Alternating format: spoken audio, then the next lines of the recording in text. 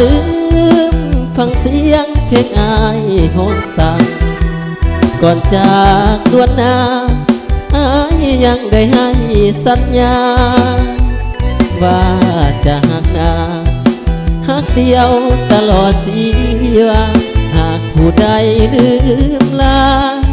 ฝ่านั้นช่วยดวงโทษให้อย่าลืม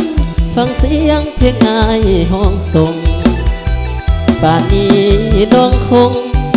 พระบงหายบ่ว่าน้องอย่าน้อยใจว่าอายนี้จะลืมไหลขอจงมั่นในใจว่าสายหักแท้แน่นอนน้องนาจะเหมือนตัวอายบ่นอหรือมีคู่ห่วมหอพนอจากอายไปก่อนน้องอย่าได้ลืมสัญญาเลยนะงามงอนที่ไม้เป็นคู่เคียงมอนความบังอ่อนตลอดชีวาอย่าลืม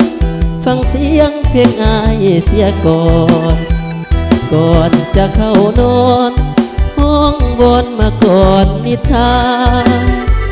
น้องจงได้นอนฝันดีเถิดนาแก้วตาขอน้องอย่าลืมลาสัญญาสองเฮาเดินหา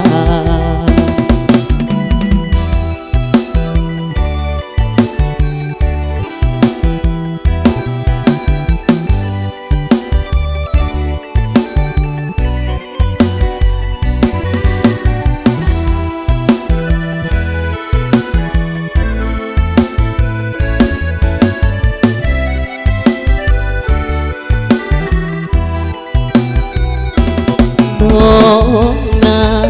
จะเหมือนตัวอายบ่นอหรือมีคู่ห่วมหอ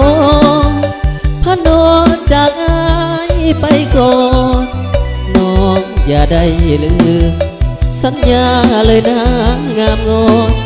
ที่ไม้เป็นคู่เคียงมอนห่วมบังอ่อนตลอดชีวาอย่าลืมฟังเสียงเพลงอายเสียก่อนจะเข้านอนห้องบนมาก่อนนิทานน้องจงได้นอน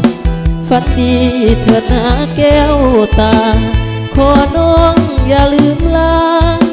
สัญญาสองเฮาเดินหา